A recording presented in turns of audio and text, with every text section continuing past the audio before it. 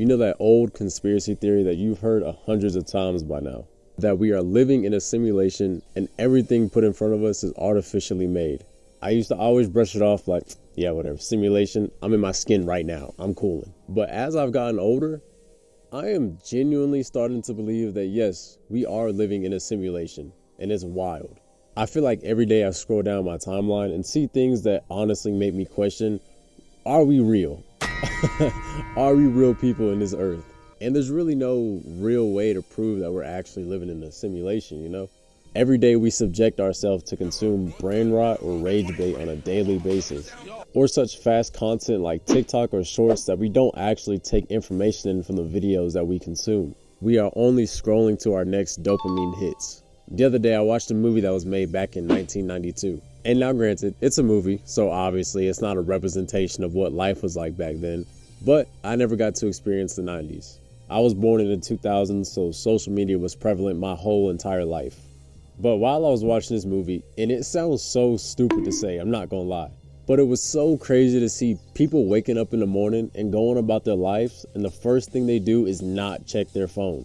In the big 26, nowadays people are immediately waking up from deep sleep, going straight to TikTok, consuming brain rot and vape maxing before the crust is even out of their eyes. And this major shift really started happening around 2020. And I don't want to blame everything on the pandemic, because whoever is watching this video, I know you have heard this talking point thousands of times by now. But it might actually be true. After 2020, our society took a shift as far as how we go about our everyday lives. If you were in big cities like New York, you couldn't even go outside at one point. You had to be stuck in your room 24/7.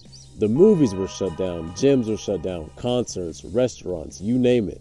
It became normal for people to disassociate themselves from reality and lock themselves in their rooms and consume literally any form of content to have some little bit of entertainment during those stressful times. I mean, bro, now we have guys goon maxing and then immediately going to Instagram to watching guys with meta glasses rizz up girls. Do you know how crazy that shit is? They would rather be watching someone do it through some glasses instead of going out and doing it themselves. Look, trust me, I know talking to women can be scary. They can even be a little bit feisty, and they might even hurt your feelings. But what are we doing? But along with all this came with a rise of TikTokers, streamers, and influencers. Now, I'm not at all saying that these are inherently a bad thing, but it did change people's perspective as far as what they view as important. And not only that, but the prices of food, gas, housing has all gone up while the pay wage has stayed the same. So for many people, I mean, why go out and spend money that you don't actually have when you can easily just stay at home and watch a Twitch stream and save money? Or doom scroll on Reels for hours and get constant dopamine hits that spikes your I'm having fun receptors in your brain. It's like we continue to feed ourselves all this stimulation, but I don't even think that's really the biggest problem. I think the biggest problem is also we don't live in the same culture anymore.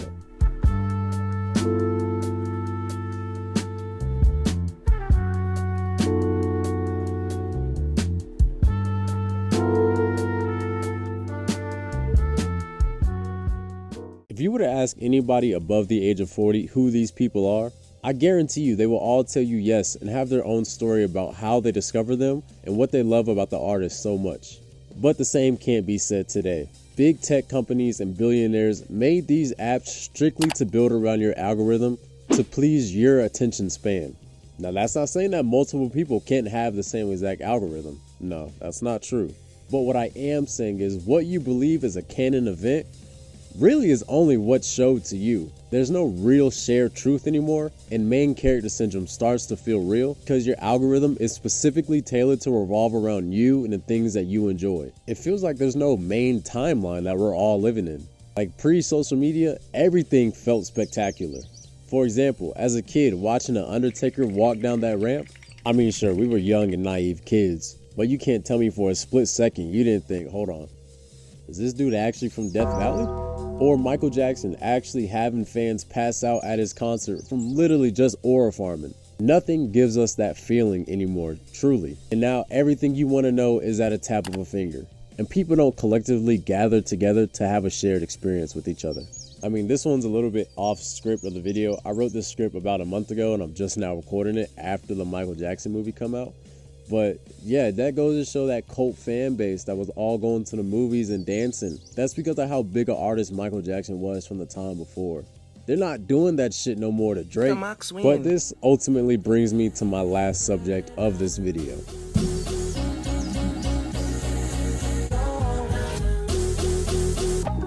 Everybody wants to be looked at as niche, so it makes them seem more unique and not a follower. But ultimately the problem with that is that it boxes you into a category that you don't even know. Now for music, this affects both the listener and also the artist as well. For the listener, people would rather stay in this box and only listen to music that they deem to be as cool rather than taking a step and listen to some mainstream music. I don't know. I think it's funny that Gen Z would always shit on millennials, but we literally do the exact same thing and we don't get called out for it. We crave to be viewed as authentic. However, for the artists, this sucks because they're either forced to stay in one lane, but when they decide to change up their music and go in a different direction, people are either going to say it's trash and go back to your old music, or they don't even engage with it because it's not what they're used to hearing. I mean, we've seen it with Lil Uzi many of times, and right now it's happening with Yeet.